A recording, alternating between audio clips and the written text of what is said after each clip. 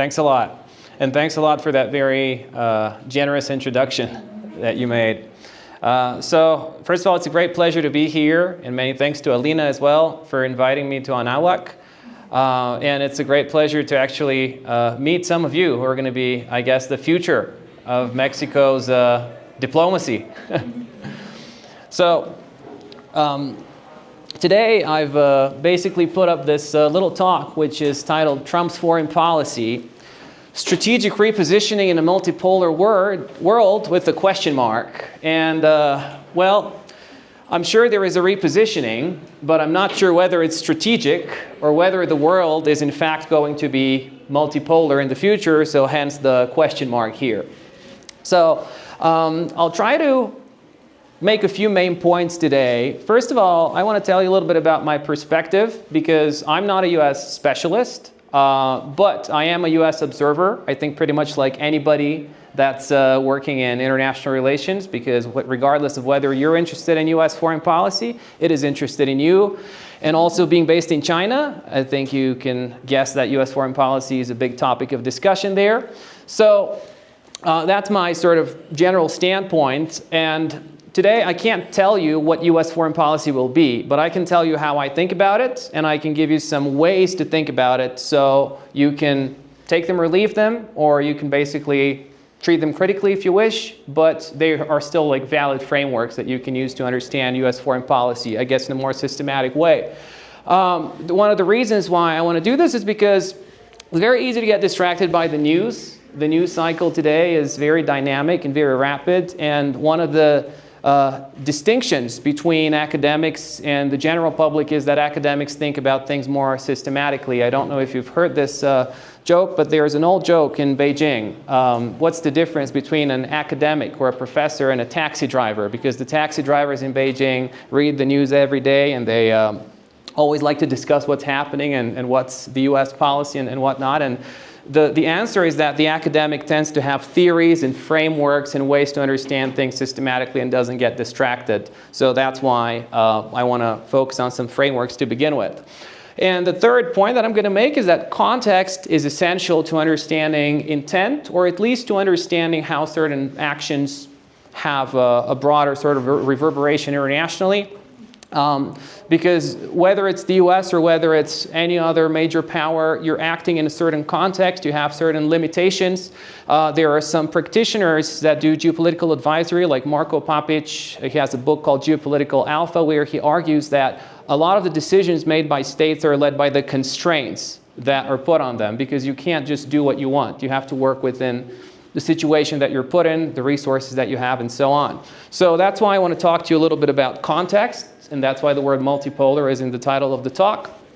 And towards the end, I'll try to make a short argument for my view, which is that the US is undergoing a profound repositioning, which again we can discuss whether it's strategic or not, which will lead to more selective international engagement in the future.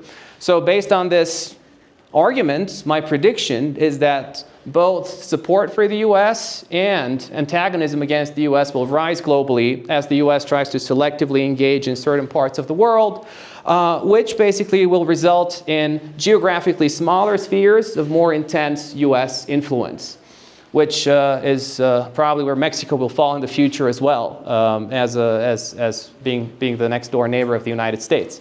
So the talk is divided into I guess 4 main parts, and then I've put 2 sort of extensions in the end. I'll start with the 2 general frameworks, which you might have learned about, so I'll cover them briefly, or even if you haven't learned about them, they're well described in books, studies, and other talks, but I want to start with them as a general framework. Then I'll talk to you about global order in general, so what is changing in global order, and how does that sort of limit the context of the US. And then third, I'll talk to you about Trump, which is inevitable, and his potentially strategic repositioning. Fourth, I'll discuss briefly what are some ongoing and potential global responses and challenges to Trump's foreign policy. And finally, we can open the floor to questions, any comments or any discussions that you might be interested in having.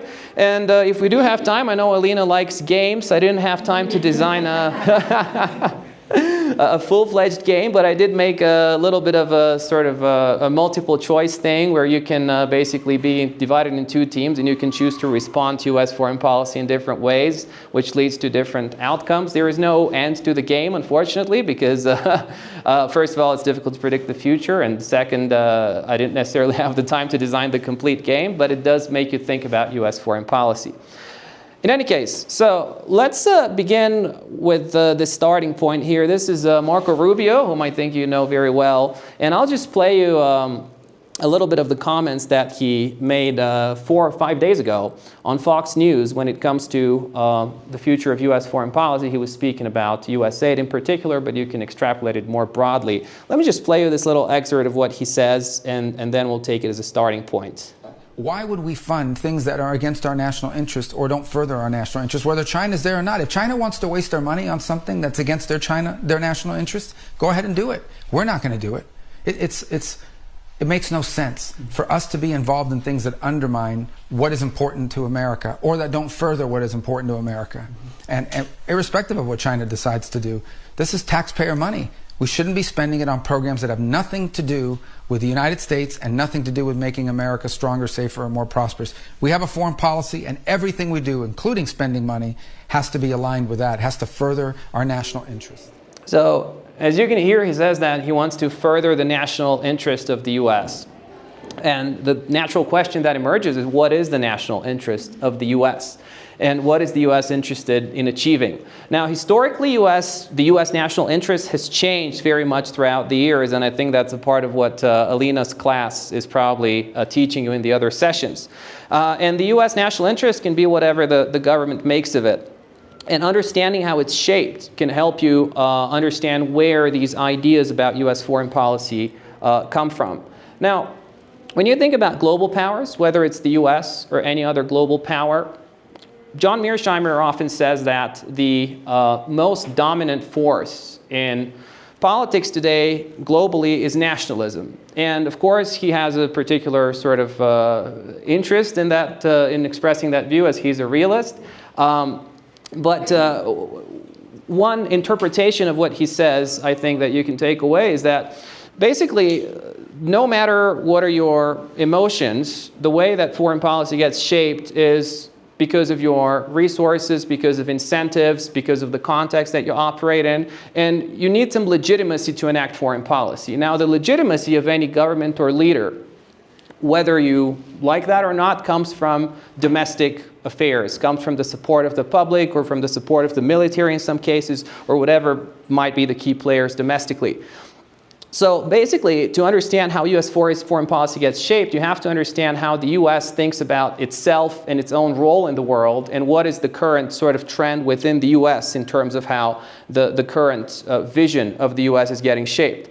Now, this man on the photo, maybe you've seen him before, is Walter Russell Mead, who has written a very well-acclaimed book called Special Providence, in which he explains 4 distinct approaches to U.S. foreign policy. And he names it after actually 3 U.S. presidents, not 4 U.S. presidents. And I want to take you through these 4 approaches briefly, which are named Hamiltonian, Jeffersonian, Jacksonian, and Wilsonian. So obviously the Hamiltonian one is named after Hamilton, who was the first Secretary of the Treasury. And his idea was that he wanted to engage with Britain very early on in terms of promoting trade. And this is an idea that keeps sort of forming a strand of U.S. thinking about foreign policy. You can think about it from the perspective of interest groups, such as large corporations that might be interested in this, or banks and global trade advocates. You can think about it in terms of presidents that supported similar sort of ways of thinking about U.S. foreign policy. When you think about it, for instance, in the 1990s with Bill Clinton in the post-Cold War order, when the U.S. was targeting global engagement. There is the Jeffersonian sort of tradition, obviously, which is named after Jefferson, which supports democracy at home, limited foreign entanglements, and skepticism of military intervention. Jefferson acquired a lot of land during his tenure as U.S. president, and this is actually something that sort of focuses on expanding the national sort of scope of the U.S. within the region. There are various groups that might be interested in focusing on affairs at home, such as libertarians, critics of foreign intervention, the Tea Party, including its most recent iteration that was a precursor to the rise of Trump in America First. There is the third school, which is the Jacksonian school, which probably most closely aligns with Trump. Jackson had experience in the military. Actually, in the first 100 or so years of the U.S., there were a lot more presidents that had experience in the military compared to today. But even so, there are some recent presidents, such as Trump, which have supported a similar approach. The main sort of idea behind it is protecting national honor, having military strength, responding with force when you need to. And there is a lot of interest groups, such as the military-industrial complex, that might be interested in a Jacksonian approach. And then finally, the Wilsonian approach, with Woodrow Wilson supporting the League of Nations. It focuses on moral responsibility, the promotion of democracy, international institutions, and so on. And there are a lot of international organizations, liberal policy think tanks, and so on that support a similar approach. Now, what's important about these four approaches is that they all coexist within American thinking about foreign policy. And in some way, it's the debate between these four traditions, however you want to think about them, whether historically or whether in terms of interest groups or whatever your perspective is. The debate and the outcome of this debate between these traditions is what forms the vision for the U.S. And when American presidents make arguments to the domestic public and to interest groups, they try to use ideas that draw on these four approaches to U.S. foreign policy. So that's the first framework that I wanted to talk to you briefly about, and you can use it, for instance, to understand Trump's foreign policy, which is possibly mostly Jacksonian with the mix of Jeffersonian thinking, if you think of these four approaches. So that sort of gives you a bit of background of where it comes from and who he's speaking to domestically. Now, the other framework that I wanted to talk to you about is thinking about who makes U.S. foreign policy and possibly for what purpose. So for a long time, we've had the so-called foreign policy community, which is basically a community of people that engage in government, academia, think tanks, and so on, and they move between these organizations through the mechanisms of the revolving doors, which is very common in the U.S. and in some parts of Latin America, in fact. And basically, when you're in a community, there is what Graham Allison calls in his book on the Cuban Missile Crisis, the pressure to get along and go along. Because it's a community, you can't diverge too much from the general sort of direction of thinking within the community. And this can lead to groupthink. This can make it very difficult to change the paradigm. And I think what's happening today is possibly a questioning of the previous paradigm, rather, I should say, within the foreign policy community, and possibly a new community that's more conservative in the Republican Party or aligned with the Republican Party that's forming at the moment, although that's a bit of a question mark still. Now, you can also think about neoconservatives versus liberal internationalists or other sort of lines of division. But again, when you think about these lines of division, what's the difference between the term exceptional nation used by the neocons and indispensable nation used by liberal internationalists?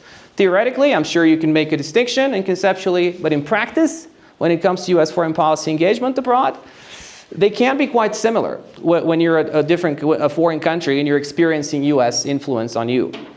So basically, whatever framework you look at, you can see this sort of effect of a community that's forming a consensus around what U.S. foreign policy is, which is very difficult to change. But in any case, the U.S. is not a status quo power, generally speaking. It's one that aims to commit to greater involvement in the world and to engage with the world. So that's a big trend that defines how the U.S. acts globally. Now, the world is changing. All of you have heard about BRICS growing. This is just a map of the BRICS and its expansion, which I'm not going to hang on for too much explaining. There's also other trends that are changing. So for instance, here you see the share of the world GDP by purchasing power parity of the BRICS 10 full members, which has been rising over the past 30 years or so. You can see the BRICS versus the G7, which basically shows you that the BRICS share of the global economy has been increasing steadily. You can see even that in regions such as Southeast Asia, now it's pretty much 50-50 when they try to survey people there and to ask them, who would you rather be an ally with, the US or China? Now, I'm not sure that the US has fully realized that or admitted that. I mean, personally, for instance, when I was recently at a lecture in Singapore, there was an American government official talking to a Singaporean official on a panel, and the American official was literally telling him in public in front of hundreds of people, I know you guys prefer us, the Americans. I know you can't say that. And I was sitting there and I was listening to him and I was like, well, why did you assume that? Why did you think that the Singaporeans couldn't prefer the Chinese or somebody else to engage with? So there is this sort of perception in the US that you must love us. It's impossible for you not to love us. Why would you not? We're America. Which I find to be a little bit out of date, in terms of global engagement. So there are various aspects of the changing world order. I think one of the most basic principles that you have to understand to see where this is going is that before, during the colonial period and in China, the century of humiliation and so on, there was a big gap in technology. So when you have a big technology advantage, you can control a large group of people with a small group of people. Why? Because you have weapons or because you have some other ways of basically controlling them or moving things faster. What's happening today is the technology gap has shrunk. Sure, there are conversations who's ahead in AI, is the US still a couple of years ahead of China and all of that. That doesn't matter because the technology gap is so small. If you're 1 year ahead of somebody, that doesn't fundamentally change the paradigm. It's still the same thing. So what matters much more today is population, because people have become more valuable when all of them have the same access to technology.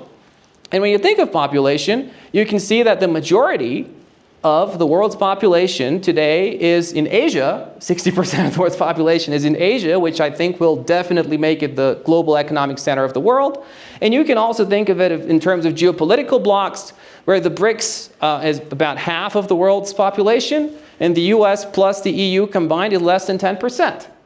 You can even combine North and South America. You can combine the entire Americas, you're still going to have 22% of the global population. Again, Asia has 60, so the difference is vast. And when you think of this sort of factor, there's all kinds of implications. So there's markets in Asia. There's a lot of potential for innovation in Asia when you have a huge group of people that are trying to work something out. There's capital that's concentrated in Asia. So this is a huge change in world order, effectively. And in entire industries today, you can see that China is winning vis-a-vis the US in many ways, such as BYD versus Tesla, because Tesla is effectively owned by somebody who is in many ways an opportunist. If Tesla doesn't go well, my bet is he's going to ditch Tesla and he's going to start working more in Starlink or whatever the trend of the day is. I think that's how Elon Musk thinks. So when you look at Chinese companies, they have a much more sophisticated industrial capacity, supply chain, a strong base in terms of workforce. They're much more dedicated to what they do. And that's partly has to do with China's sort of industrial power in today's world. So in any case, this change in world order is something that I think the US hasn't properly registered. I think there is a bit of denial, or at least a lack of willingness to accept it. The media narratives are very selective in the US. I think if you try to understand China by reading American media or even American scholars, you'll understand something very different and that you're not going to see when you go to China. And there is a lot of just disregard for stories such as Indonesia joining BRICS. Indonesia has a population about as big as that of the US. And I mean, wait until that country starts to rise. So there's going to be huge implications of that. Now, this change in the world order has structural implications. So I'm sure you've studied about anarchy and hierarchy and the structure of the international system and so on. So what is the new international system? That's a contested question, but you can think of it as bipolar, tripolar, multipolar, or some mix of these sort of features. The argument for the bipolarity is that the US and China are the two dominant powers that are competing, similar to the Cold War, but with more economic links, so you can't have divisions that are as clear as back then. You have an argument for tripolarity if you're looking at military capacity and energy as decisive factors, and you have three poles, China, Russia, and the US. You have also an argument for multipolarity, which can be complex multipolarity, I guess, because it's not that clear exactly how strong the poles are and so on. But you can see that the US and China are still global actors, but Russia has strong military capacity, the EU has economic power, India is becoming strategically important, and so on. And then middle powers are playing also important roles. And then you have an argument for a combination of these ideas. Kishore Mahbubani speaks about a bipolar world in a multipolar sea. Me, coming from Beijing to Mexico, I'd rather use the term bipolarity with multipolar characteristics, which I think reminds you of some Chinese terminology. But I think whatever terminology you use, it's the same idea that you have two powers that are at the top competing, and then you also have a lot of powers sort of in a second tier, which have various forms of influence. Now, there's a lot of implications of that structural transition. I'm not going to go through this in a lot of depth, but there's security implications. So you see alliances shifting globally, or potential alliances. So you have a lot more attention from the American and Western side on the Quad, for instance, at the moment. NATO's future is a bit uncertain, but the uncertainty is not about whether we're going to have an alliance. The uncertainty is who pays what and who contributes how much. You have an arms race where tech is key. You've seen the drone warfare in Ukraine, which has completely changed the game. You have economic and trade implications. So there is a shift from global trade to economic blocks. That's going on in various parts of the world. And again, Asia is a big one. But you'll see other ones. You're going to see Africa, where the African Union is playing an increasingly important role. And when Africa starts to rise, there's a lot of ideas about Africa for the Africans there. And they're really not keen on being lectured by anybody on how to do things there. So there's a lot of sort of changes that are going to happen there. You have the Belt and Road Initiative, which I think we can talk about separately because that's a whole other topic in itself. Changes in the financial system. You have possibly new central bank digital currencies that are going to be on the rise. A possible challenge of the dominance of the dollar as a global currency. That's not to say that another currency might just displace it, but there is a rising amount of transactions in renminbi, in the ruble, and in other currencies as well. So there's economic implications, there are governance and institutional implications. The established global institutions are clearly weaker. They can't really enforce any of their decisions, and you see a lot of nations in the global south that are demanding a bigger say in how these institutions work. You have ideological and normative implications. So in fact, this is a very sort of interesting point, because when you think about the Western narratives, there's the idea of sort of democracy versus autocracy or versus totalitarianism and so on. I think what we're moving towards is what Brzezinski called the third way many years ago, which is a convergence between the two systems. Because when you look at China, it's not some authoritarian, totalitarian society as a whole. There's various actors. First of all, even the central and the local governments have a lot of arguments because of the way that funding is distributed. And the local governments are often underfunded. I mean, when you look at private enterprise in China, I mean, all of these products are from China. This microphone's from China. This camera is from China. There's a huge interest sort of group in the industrial sector and private business. When you look at state-owned enterprises, yes, they do follow directions from the state, but they have targets. They have to be profitable. You know, the days when a company or a bank would just dig itself into a hole and the state is going to save it, these days are gone. So basically, it's not as obvious that China is anything like a completely totalitarian system. And then you have also Western systems where you see a lot of actions taken by the state or other institutions. So you see all of these US acts where they're supporting certain industries. You see the EU, which is fundamentally subsidizing agriculture. It's been doing it for ages. I mean, what is this? This is states-driven development in a certain economic sector. So I think what's happening at the moment is we're moving towards a convergence where the states, pretty much in all well-developing economies around the world, is playing an increasingly important role in stimulating certain industries in a targeted way, and is taking the lead on the general framework in foreign policy. And then you have private enterprise, which is allowed to grow, and if it follows the trends set by the state, it can see a lot of benefits, but it's not limited to that. Private enterprise can seize a lot of other opportunities. So that's something that I think is very sort of wrongly framed in the West in terms of a competition between two major models. So as a result of these structural transitions, we have a lot of instability. It's not necessarily going to mean any sort of large-scale conflict, but you're going to see competition. It's unclear who's going to dominate where and to what extent, and you're going to see a decentralized world order. That's one way to think about the world order in terms of polarity, structure, and so on. There's one more way that I want to talk to you very briefly when it comes to thinking about world order before I get into US foreign policy more specifically. I don't know if you've heard of this guy, Paul Schroeder. He's a historian, and he basically tried to explain the 19th century world order, which meant at the time European world order, really.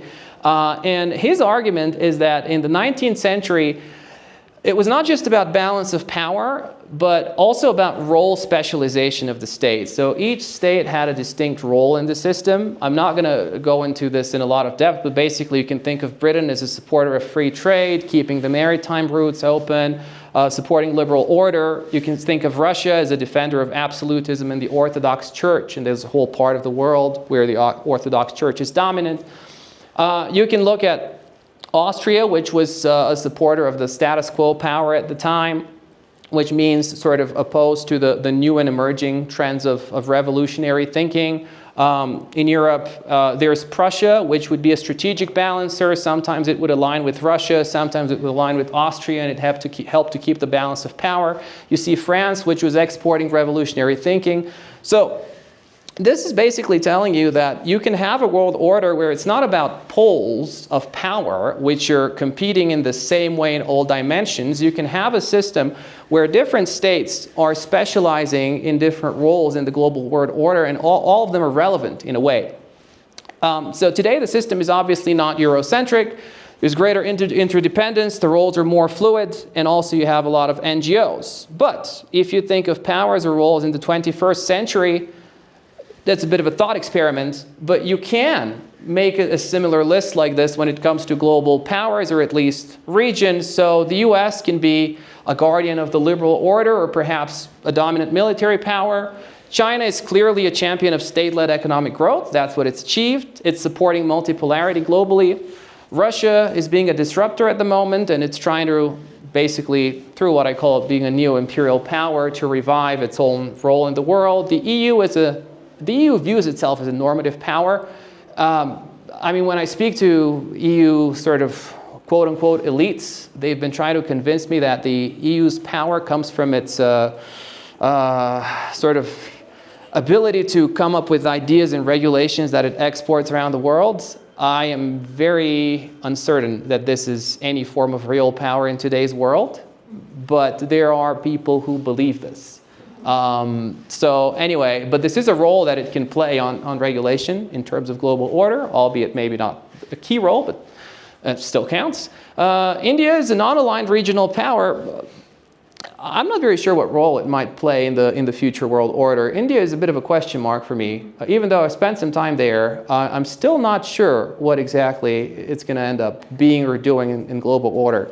But it definitely has its own interests. You know, even though it cooperates with the US and all of that, India is not a follower. So I'm not sure how that's going to shape up.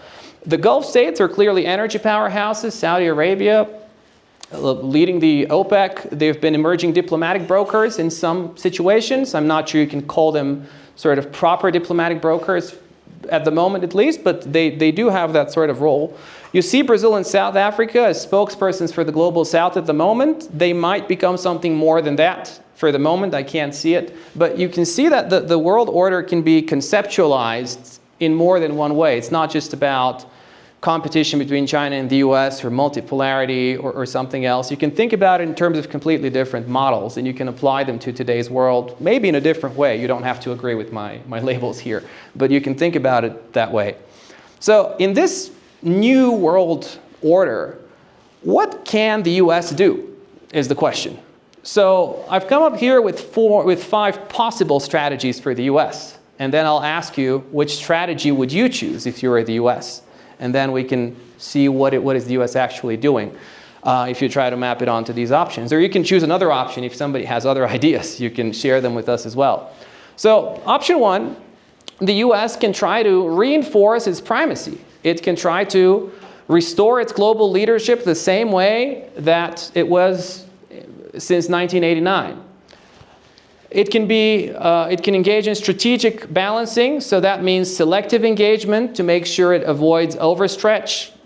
It can focus on China, strengthen its presence in the Indo-Pacific, engagement with the Quad, Japan, and India, shift its burden to its allies in some ways, such as demanding that NATO pays up more, prioritize tech leadership and reshore supply chains, and prevent or try to prevent middle powers from siding with Beijing. Option 3, which is C here on this slide, multipolar realism. That's at least what I've called it. De facto accept the rise of other powers and redefine its role as the leading player, but not the dominant player. That's an important distinction because being the dominant player is very difficult because you have to maintain sort of control over the affairs of multiple regions. Now, being the leading player means that you can still maintain only control of your adjacent region and simply make sure that you are the leading power in a lot of sectors, militarily, tech-wise, and you don't have to dominate other regions or the whole world. You can simply be, the most advanced power out of all powers. And we can negotiate its spheres of influence, cooperate with middle powers to create issue-based partnerships, and concede that global governance institutions need reform, which is also something that, a lot of the global South states are pushing for because they're really not satisfied with the way that global institutions work. The 4th strategy, option D here, is Fortress America. Retrenchment and isolationism. Withdraw its troops globally, pursue economic self-sufficiency, limit interventionism, and reduce its global financial commitment. Now, this might seem like perhaps something that is problematic from an international standpoint. From the standpoint of America, there might be a good argument for it. The US has a lot of resources. It's been isolationist before in history. It can definitely be, to a certain degree, self-sustainable in terms of energy. So there is a case for Fortress America, even though a lot of scholars in particular are not big fans of that idea. And finally, an ideological crusade. So renew its democratic expansion, rile up a global democratic coalition against authoritarian states, expand NATO-like security pacts to Asia, offer economic incentives, aid, and other strategic incentives to developing countries, of course, with strings attached, so that you can make sure that they have a governance model and institutions that suit US interests and preferences. So the question is, which option would you choose? Or would you choose a different option? Yeah, go ahead. Well, first of all, thank you very much for this chat. It's really. Oh, it's only halfway through. So, but, I know. But still, thank you. It's really informative and it's really interesting. I also wanted to say my name is also Ivo, so nice to meet you. Well, I would think the best option is the strategic balancing, because I think the way the US needs to address this kind of issues is by shifting, it says in general, shifting burden to allies, for example Japan, for example India, and prioritizing that these countries that have power in the area are sided with them instead of siding with Beijing. I don't think that Fortress America is very viable, at least not in this in Trump's government, because of the way they think, because of the way they try to position themselves in this new world order. So maybe not Fortress America, neither multipolar realism, but rather strategic balancing. I think it's maybe their best course of action. Fair enough, yeah. That's a reasonable argument. What about the rest of you?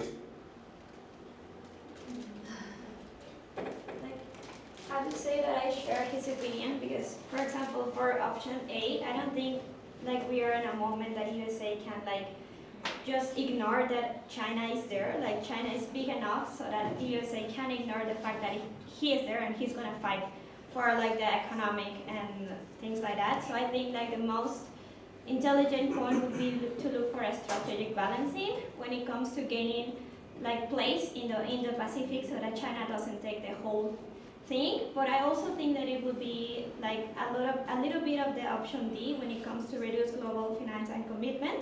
Because I think that with Trump we're seeing kind of like we were seeing with Alina that the term of exceptionalism, that Trump doesn't like to use it but kind of believes in it, so it's like a double standard there. So I think he's going to try to protect a little bit when it comes to financial, but he's going to look for a strategic balancing because he can ignore that China is there. So I think that's a little bit. Fair enough. Okay, so we have an argument. We have a lot of arguments for strategic balancing. Okay, let's just check with a raise of hands. Does anybody support reinforced primacy? No. Okay. So how many of you support strategic balancing? Is this 1, 2, 3, 4? Wow. Okay, so that's a majority. Interesting. Okay, one more. What about multipolar realism? Okay, so that's basically, I think, the rest of you, and I think the rest of the other two. Is there anybody that supports Fortress America? I'm not sure I would say support is the correct word. Yeah. I think there's definitely a tendency there, especially with Trump rising to power. Mm-hmm. Fortress America seems to be a lot of his strategy, right? And I do think there's a point for it. I do not like it. Right? And I have to make that distinction very clear. I think there are a lot of arguments that could work, and I think it's a bit of a high time that America takes a step back a little bit in the international order. But I also think it's complicated for America because they've dug themselves into a leadership position that now they say they don't want. And the entire system has been structured to have America as the leadership position. So it's a tough situation, right? Yeah. It's a tough strategy. That's a fair point. Yeah, it's very difficult to restructure the system. You see all these attempts for new global institutions, which, I mean, they're there, but how much are they doing? And they're perceived as counters to the US-led institutions, so they're difficult to change. Interesting. So most of you are in favor of strategic balancing with some possible arguments for multipolar realism and Fortress America. Anybody that supports ideological crusade? Oh, wow. We have a supporter. Yeah.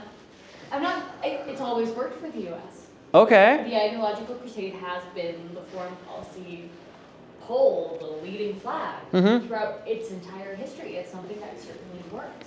And in terms of if the U.S. feels threatened by other global powers, ideological crusade has been shown to, be an effective foreign policy measure. Yeah, well, that's also a good case, but the question, is it going to work today? Is it going to work today? That's why I think a lot of strategies should be combined. I don't think the ideological crusade by itself would work, but I think an ideological crusade with a strategic balancing might make a proper case to bring the U.S. back to its hegemony if that is what it likes, if that is what it wants, if that is the goal here. Yeah, that's also actually a very valid point about combining strategies. And you see at the beginning that I also started with a combination explanations for the world order, because very often things are not clear cut. Actually, a lot of my colleagues in China, when they think about things, when they think about innovation, they don't necessarily think that true innovation is very common or exists in all kinds of sectors. They think a lot of the things that we see are combinations of two or more existing ideas. So it's something to also keep in mind, not just in this class, but in general. If you're looking for innovation in any area, first combine two existing ideas, see where that takes you. But in any case, looking at these options, I think that you can start to see where I'm going in terms of strategic repositioning in a multipolar world. So the question is, of course, which option would you choose, and also how would it fit in the context of the new world order that I spoke about before, with the caveat of, you might disagree with some particular points in it, but the general trends that are happening. So I have made a slide with which I put together what I think is the most rational option for Trump. Again, you don't have to agree with it, but my argument would be full primacy option A is unsustainable. You just can't keep engaging in the whole world. It's an overstretch. And also, I mean, realistically, with the things that we spoke about, like the technology gap shrinking, I don't think it's viable. Isolationism, the problem with isolationism is that it's going to leave a big power vacuum. So if you have any intention of countering China and you withdraw, China is going to fill up the vacuum in a lot of places. China is very skilled at filling up the vacuum in many places. You can see it in Chinese foreign policy and the way they engage, even in Latin America. The moment when you see a rise in a leftist movement in Latin America, when you see, let's say, Evo Morales, Rafael Correa, any other leftist leader rising, you can see that China immediately starts to engage. So isolationism would cause another problem. It might solve one problem, but create another that you're going to have to deal with. An ideological crusade, it is true that that's what the kind of what the U.S. has been doing in a way. It's costly and it's also risky. A part of my reason for thinking it's risky is that I think a lot of, I'm going to speak a little bit about something that's referred to as anti-Americanism in the literature, but I think there's a lot of states that just don't want to be told how to govern themselves anymore.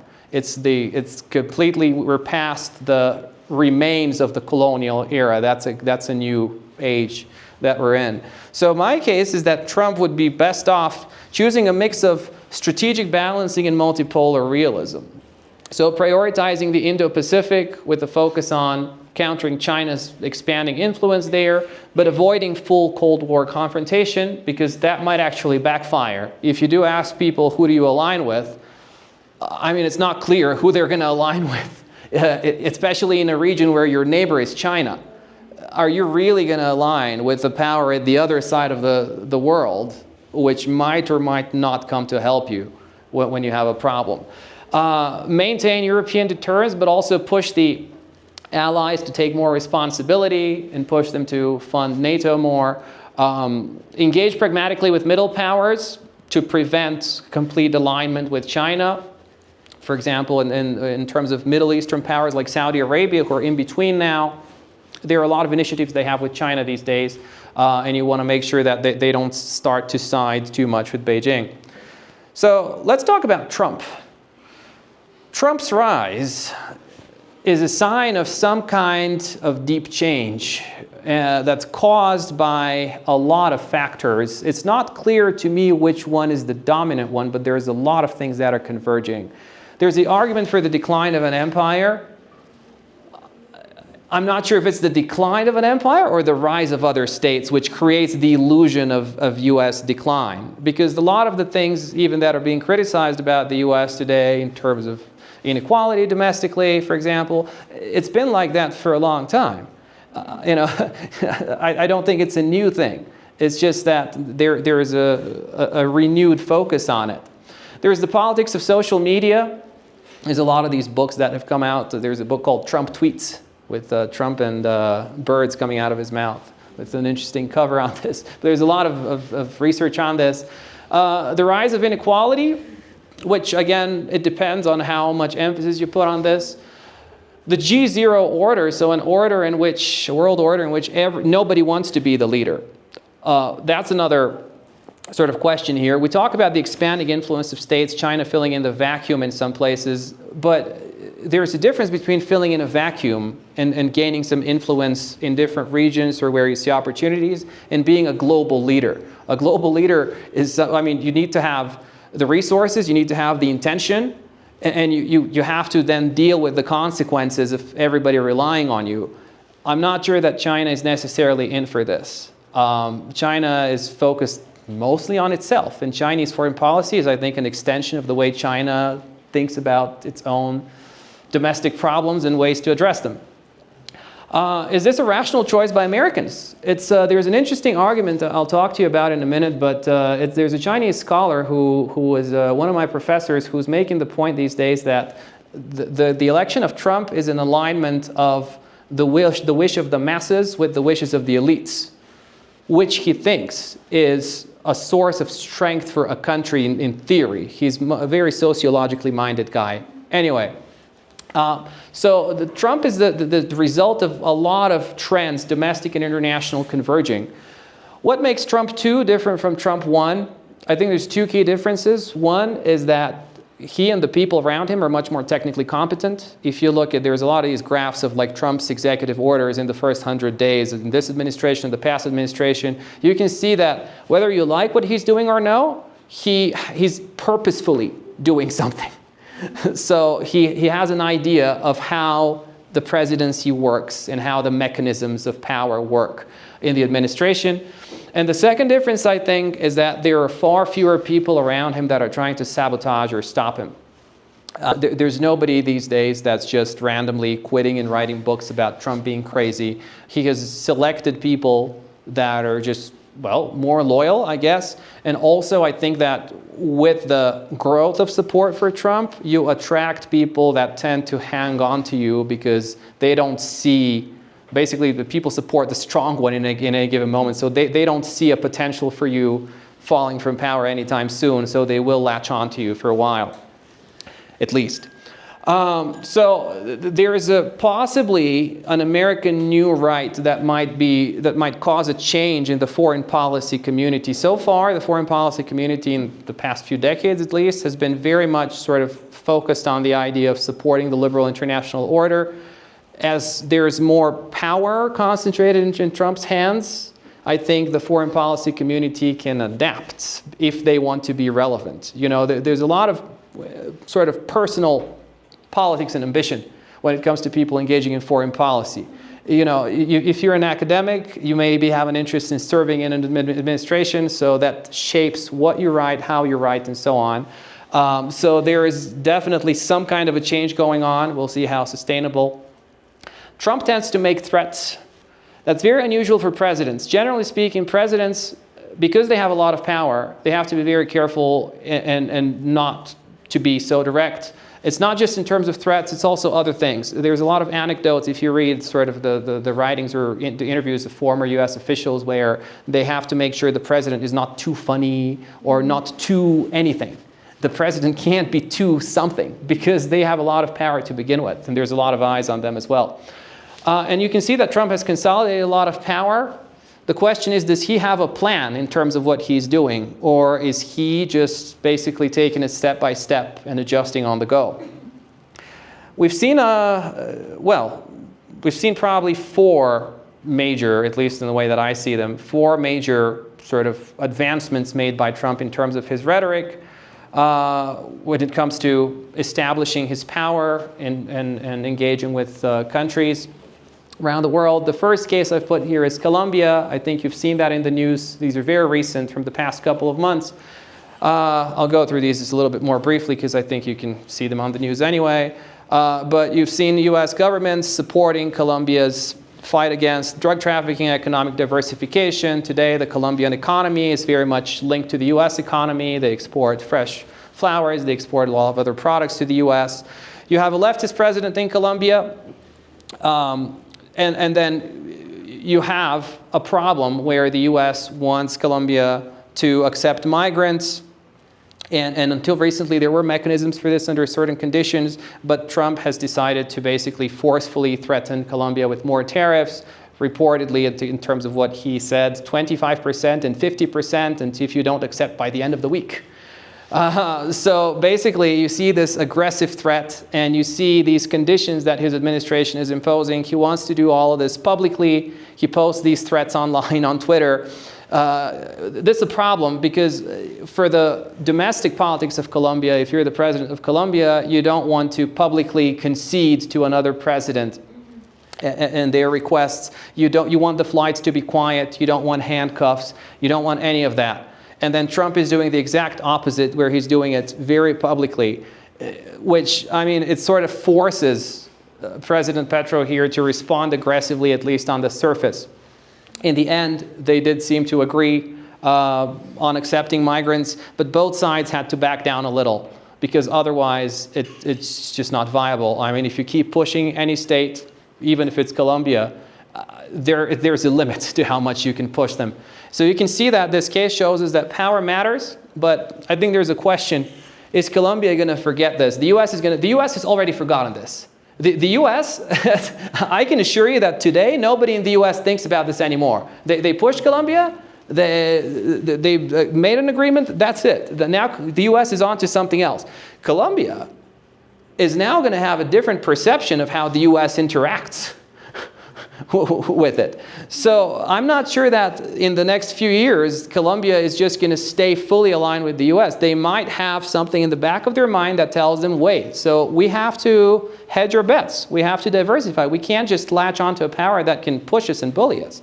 So you can see that these very recent cases reveal that Trump's actions can have implications in the future as well. You have Panama, where basically, I think you know what happened. Trump basically accused the Panamanians that China is controlling the channel. That's not why the U.S. built it, and so on.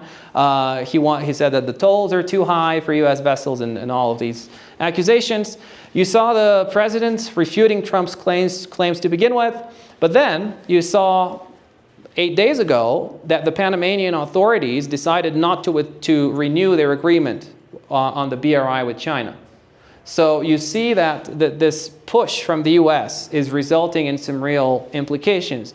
Now, how much do the Chinese care about the Panamanians and the BRI? I'm not sure, not very much. But you know, it's still a small blow. And it shows you how sort of the U.S.'s bullying can sort of rearrange some parts of, I guess, international politics. And then you also saw one day later that local lawyers urged the country's Supreme Court to cancel the concession given to the Hong Kong company that's allowed to operate 2 ports at either end of the canal. There's nothing that's happened there, at least as far as I checked before the class. That's sort of a recent update. But you see that there are some implications of Trump's bullying in terms of rearranging international politics. Then there's the case of Greenland. The U.S. clearly is interested in natural resources there, possibly strategic positioning close to the Arctic and so on. It's not the first president that's interested in buying Greenland. There have been attempts about 100 years ago, and 150 years ago there were 2 attempts to do the same by Andrew Johnson and William Taft. There is U.S. military presence in Greenland. It's not very big. I mean, originally, to be fair, before the whole Greenland thing happened, I thought there was a larger U.S. presence before this case happened, and then I figured out it's not actually that many U.S. troops. But anyway, Greenland has 56,000 people. There's a lot of local Inuit people. It's an autonomous region. Now, the thing with Greenland is that the Danish have been pursuing a policy of a sort of cultural assimilation there, which can create some pushback against Denmark. That doesn't mean that the locals want to be a part of the U.S., but it means that they might be interested in pushing for independence at some point down the line. So is Trump's sort of threat or proposal going to result in the U.S. buying Greenland? Very unlikely. But can this lead to a push theoretically towards independence in Greenland? Possibly. So you can see again that Trump's actions can push trends in a different direction in international politics. You can see also the case of Canada, which has been a little different because we're in election season in Canada. There's a saying there, the Americans are our best friends, whether we like it or not. And even though they are their best friends, I think that the parties there are going to be competing to be tough on Trump, at least until the election. After that, we're going to see what happens. There is also this very interesting piece of news from 3 days ago with Justin Trudeau reportedly saying that Trump was serious. It was a real thing,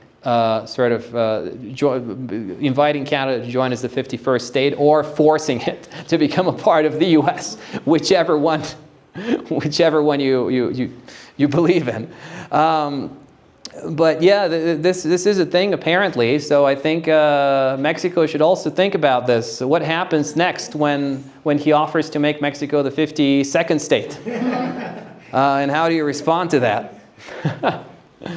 So we've seen also Trump's economic tariffs. I think there are some questions really when it comes to the tariffs. What's the real reason behind them? Why did he group Mexico and Canada? There's a lot of hypotheses about these things. I don't have definitive answers, but some are arguing that it's a way of making sure that it doesn't look like the tariffs are anti-Mexican, so he wants to group it together with Canada, so it looks like there's some kind of a parity there between them. There are arguments that he wants to rearrange the global supply chain, but also arguments that there are special interests in the US that are going to possibly benefit from this. Again, I can't tell you how true that is, but these are some possible ideas floating around there. Using them as a bargaining chip in negotiations, I think that's definitely true because we've seen it already. Although having said that, these are not very deep negotiations so far. These are sort of, I guess, on the surface issues, I think, that we've seen, at least up to this point. In any case, when you look at tariffs, something I wanted to flag up to you is maybe you've learned economics before and you've learned theories about tariffs, but basically there's three purposes of tariffs. One is government revenue, to increase government revenue. That doesn't make a lot of sense in this case. I don't think Trump is looking to increase revenue. I mean, even conceptually, you don't want to take out of the economy more than you put into the economy. You also have the US being sort of the global financial power where they have to provide liquidity and so on. I don't think that's the real reason for the tariffs, but that's theoretically a possible reason. You have restrictions, so you want to strategically develop certain industries, so you put tariffs on them so that you can develop industries domestically, which, or in some other ways you can ban sort of imports in certain industries.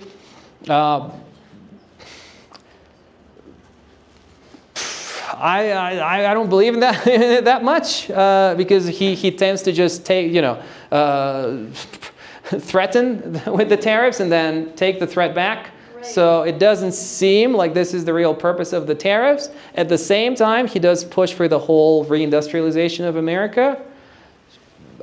I'm not sure how that makes sense. So, it's a possible reason. We haven't seen evidence of this so far, although he could use them like this. And then there is the issue of reciprocity or of using them as a bargaining chip. I think that's what he's been doing so far. But he can use them differently possibly in the future if he decides to. Specifically, if he wants to develop some areas industrially in the US, he could do that. But there's another problem there of how rational is it to produce something in the US today. I don't think it makes a lot of market sense. Anyway, there is an article in the Wall Street Journal by Graham and Summers, two economists that have made really a strong argument against the U.S. imposing tariffs on other countries at the moment. Doesn't make any economic sense. But in terms of security policy, there's a lot to see that's not clear yet, to me at least. But a major security concern globally is that the clock that's counting down to nuclear clash is 89 seconds to midnight, at least according to the Bulletin of the Atomic Scientists. I think that this is a major issue of our time. Even if you look at people like Waltz and what he ended up doing towards the latter part of his career, that's really what he was dealing with. This is by and large the most central security issue globally when it comes to any major power's foreign policy.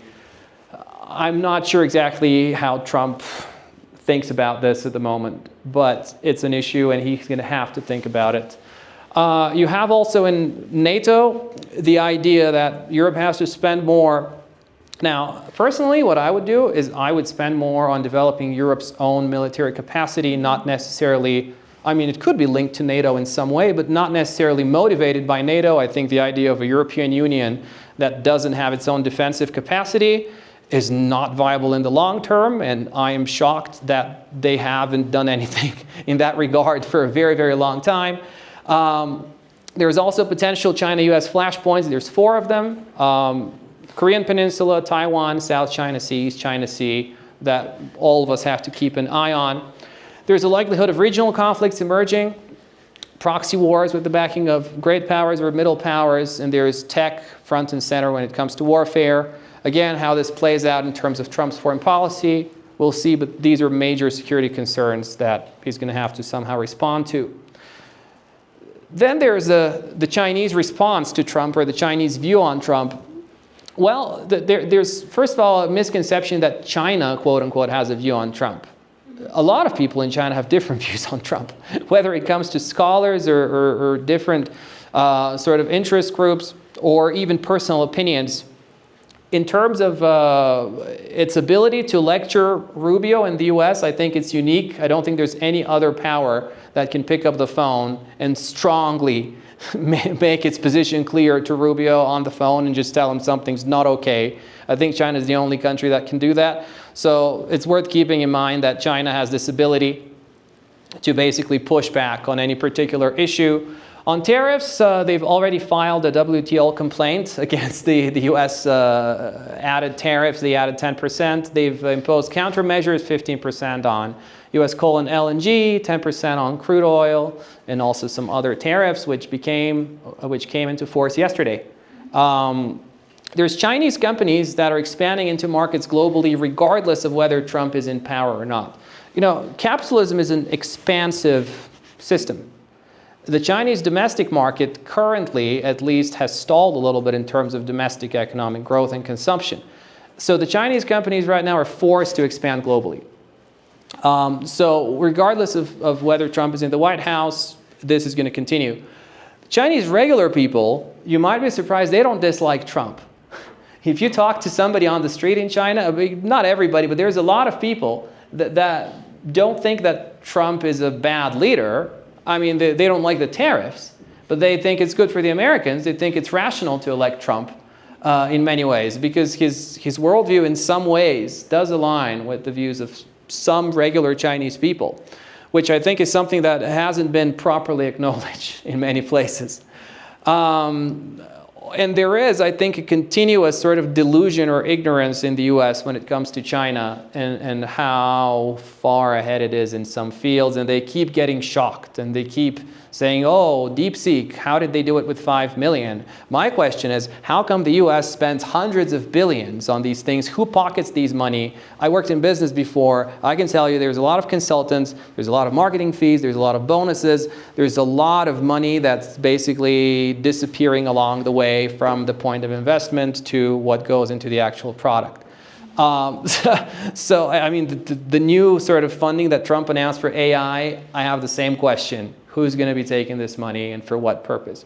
If you want to look at the responses of Chinese scholars on Trump in general, I mean, maybe 5 or 6 years ago, you'd have to read Chinese. Today, there's a lot of these little outlets. I've put their pictures here. You can look them up later. I'll send you the slides later. So these are basically scholars or journalists or other people that have built a little business out of reading the views of Chinese scholars and just translating them and making newsletters on Substack, and you can subscribe for like $10, and that's how their business model works. So if you really want to read them, you can basically just follow these outlets, and you can see what they are, and they're pretty good. There's a couple of them that I'll just flag up here. One of them is Yan Xuetong, who's most famous for his moral realism theory of international relations, who basically wrote a couple of months ago in Foreign Affairs that Chinese leaders, they don't fear Trump. They're much better prepared for Trump this time. There's the, so you can read this whole article in Foreign Affairs, so I'm not going to hang on to this slide. There's also this professor who I mentioned about briefly. He was my professor. He's one of the most interesting thinkers I've met. He's called Pan Wei. He retired from Peking. He was at Peking University. That's where I did my PhD.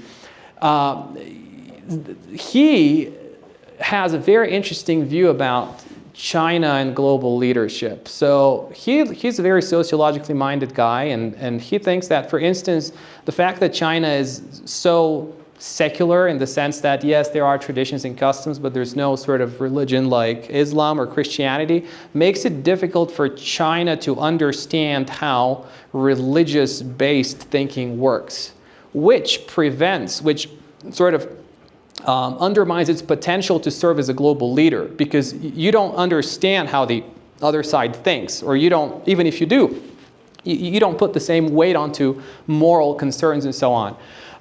The other argument that he makes often is you can't lead the world if your writing system is in characters, because you culturally cannot achieve dominance, given that most people use letters. So he has very interesting ideas about China and global leadership. He was educated in the States. I don't know if he's completely right, but he's definitely very interesting. He thinks about China as a civilization state. He's got very interesting ideas. But the point that he makes about Trump in particular is a strengthening cohesion between America's elites and masses. I think there's something true in that point. He went to Berkeley, he went to the States for his PhD, so he's seen the US sort of inside out. There has been, I think, a disconnect between the regular everyday American and, let's say, Obama's foreign policy or something. If you go to the regular American, you explain to them what Obama's been doing in terms of like the pivot to Asia or something, I think a lot of Americans are just going to tell you, why are we doing this? I don't care about Asia pivoting, investing in sort of military bases. I just want to fix things here at home. So the point here is that when you see a strengthening of the connection between elites and masses, this creates more cohesion and a strong core within the country. Because at the end of the day, remember what we said at the beginning, is that what would you call it? The strength or the legitimacy or authority of a leader comes from your own people, So this is one of the points that he makes. He's got a full article on this, and you can see it in one of these. You can see it in this one, in Sinification. So anyway, you can see what he says there. And probably the last point that I'm going to make to you is about the ideas of Americanism, and I'll just switch to the next slide briefly, anti-Americanism. So first of all, these are broad terms. They're difficult to define. I don't want to get into the conceptual sort of discussion here. But the point is that there are many forms of aligning or not aligning with America. And these forms can be cultural, ideological, economic. You even have the terrorist aspect of some groups that are literally interested in hurting the US. So there's a lot of forms of opposition to the US. And there is a lot of states in the global South. This is the world in 1914. There is a lot of states that were part of empires or colonies that don't want any foreign sort of interference or leadership in their region. So my point here is that this American official said in Singapore that I mentioned to you, that why don't you love the American? It's not obvious to me that this is the right question. I think for a lot of countries the question is, why should we have anything to do with the Americans or with anybody else who's trying to lecture us? And Chinese foreign policy is something that doesn't ask you for very much in return. I'm trying to speed up just because I want to make sure there's a little bit of time for Q&A and so on. It asks for less in return. It doesn't change every 4 years. I think if you ask a lot of leaders in the global South, who do you want to deal with, Trump or Xi, a lot of them are going to say they want to deal with Xi. He's going to be much more predictable. He's going to be much more consistent. He's not going to make a lot of the demands that the US is going to make. The other point that I was going to make to you is that states in the US, I don't think they necessarily function or perceive international politics as the US expects them to, or as anybody in Europe actually expects them to, in my view. I think that they are fundamentally different actors. A state that is coming from the background of, let's say, Europe with like wars that make states because they build institutions, just like Charles Tilly's argument, a state that has a huge budget, a state that's coming out of sort of a colonial history of colonizing other states is fundamentally different to a young state that doesn't have strong institutions that are established, that doesn't have a big budget. Even in Latin America, one thing that, for instance, I find very fascinating is that the military here plays a very different role in the military in the US or the UK or somewhere else. You know, you don't see a lot of wars, for example, between states in Latin America. You see the army intervening when there is some kind of a domestic crisis militarily in a way that the police would do in a lot of developed states. You know, the whole system is different. And my point is that as a result of this, these are different actors. They don't think the same way, they don't act the same way, they don't have the same capacity, they don't have the same history or perception of the world. They're not, of course, a unitary group, but I think there is a lot of shared characteristics between states in the global south. And I think that's, if you want to understand how they respond to certain situations, for example, they didn't want to take a side on the Ukraine war. A lot of them support Palestine. You know, they think of the world in a very, very different way. So if you're a European or an American and you ask them, why don't you support Ukraine? I think that their response would be, why should I support Ukraine? You know, it's just the wrong question. In any case, there's been a global double movement for, I think, at least since World War II, where you've seen on one hand the push for sort of globalism, a profit-oriented market, and you've seen a counter movement, whether it's the leftist movements that China was supporting back in the Mao era, whether it's sort of more recent leftist or nationalist trends.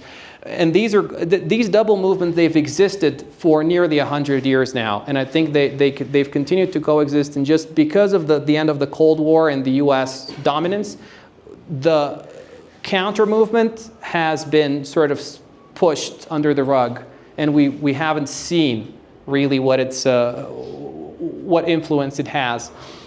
So all this is going to have implications for positioning of countries vis-a-vis the US. So getting back to the first slide here, I think in this situation what the US is doing is it's responding to the context, the changing context through a repositioning, which might or might not be strategic, and it will engage more selectively internationally with certain regions. Specifically, it's going to shift its attention to the whole region around China, Southeast Asia, Australia, the Quad, and so on. It's going to definitely focus on Latin America, which you have to think how to respond to, because it's going to be something that I think is going to be a lasting trend. Even the fact that he's appointed Rubio, who comes and speaks in Spanish to all of the Latin American countries, I think is very telling. You know, who you appoint tells you a lot about what you intend to achieve. It's going to shift away from Europe, but Europe is in many ways interlinked with the US. But then you have a lot of question marks of what happens in the Middle East, what happens in Africa. So where the US chooses to engage, I think it will engage more deeply. And where it sort of backs off, I think we're going to see a lot more of regional organizations or Chinese influence or other regional powers, even Turkey in the Middle East or other powers. So I think I'll stop here because I realize that I've taken a little bit longer than I intended to. And I think we can open the floor to any comments, thoughts, or anything else on your mind.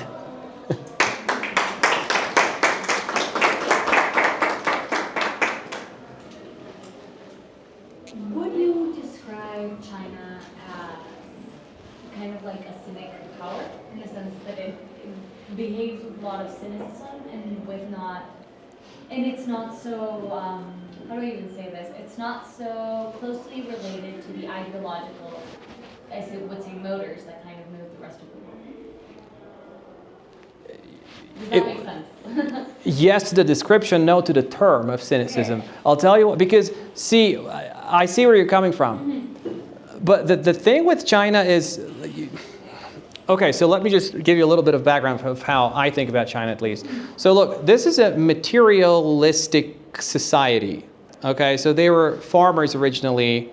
Agriculture was big. There's a book called From the Soil by a sociologist called Fei Xiaotong, which describes how the Chinese are attached to their soil materially. Then you have Marxism and materialism. Then you have the whole like internal competition because of how many people there are. You compete for everything. You compete for a place that's cool. You compete for money effectively in life, right? So they're very materialistic.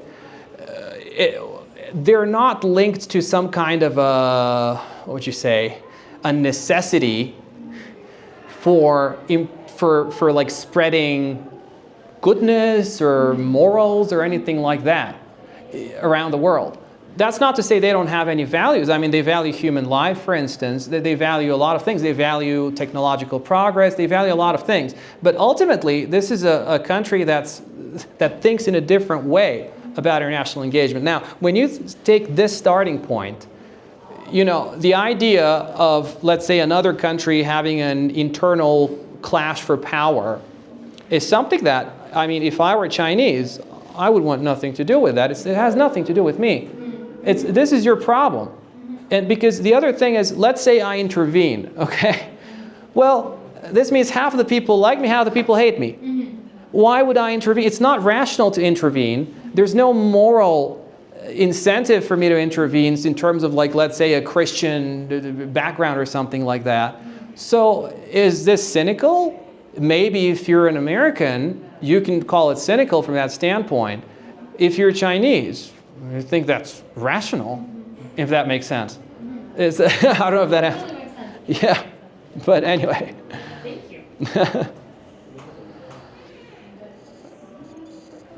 Well, I believe that it was really interesting because sometimes we think that there's like just one correct answer to the way in which countries like interact or like in a way they show themselves to the world. And with the United States, there's like this whole different like horizon in which there can be many ways in which they interact with the rest of the world. And with Trump, I think it's like really important to understand that there's not just one right answer in which he will act, and that if one day he says like yes, everyone is going to be color green, then 3 hours later he's going to say no because I don't like color green, so we're gonna. So it's really interesting how there can be various answers to how the United States can interact with the rest of the world. Yeah, it's definitely viewed differently. It's and I think it's a lot of this sort of affinity for the U.S. I think it also might be generational, or at least looking up to the U.S. Mm-hmm. You know, I think people that grew up in the era of U.S. dominance are sort of culturally, what would you say, attracted to Americanism, if I can use that term. But the newer generation, I mean, you go around, because just recently, let's say, for example, like in the past couple of weeks, I went through Istanbul, and went through Turkey, Bulgaria, the UK, Spain, New York, then I came here. You see, for example, the influence of Korean culture in many places. I went to get a haircut, for example, in Turkey, and you see somebody that comes and says, I have a lot of people that come with the kids that come with the photos of Korean superstars. They want to get Korean-style haircut. And you go around the world and you realize that things are changing. That generation is not necessarily growing up with Hollywood or things like that. So I don't know. It's a different way of viewing the U.S. Por cuestión de tiempo vamos a dejar hasta aquí. Realmente ha sido una charla muy interesante. Nos ha dado el doctor Ivo Ganchev una cátedra, no solamente de cómo se encuentra el mundo, sino de cómo pensar el posicionamiento que Estados Unidos bajo la administración Trump está queriendo realizar en este nuevo orden mundial. Nos deja muchas ideas para reflexionar. Los invita a ustedes a seguir de cerca estos acontecimientos, Yo rescato algunas de sus sugerencias, no se queden únicamente en los acontecimientos recientes, piensen en las tendencias a mediano y largo plazo, porque eso es lo que está conformando el mundo que ustedes van a analizar como profesionales de las relaciones internacionales. Queremos dar las gracias también a Lina Gamboa por ser tan generosa de compartir este tipo de experiencias con los demás alumnos de la facultad. Agradecemos al doctor Ivo Ganchev y le entregamos un reconocimiento en nombre de nuestra facultad, la Facultad de Estudios Globales. Muchas gracias. Y le entregamos un pequeño presente. Viniendo de China, hoy se lleva un tigre, pero mexicano. Esperemos que sea de su agrado. Muchas gracias. Por favor, un aplauso muy fuerte para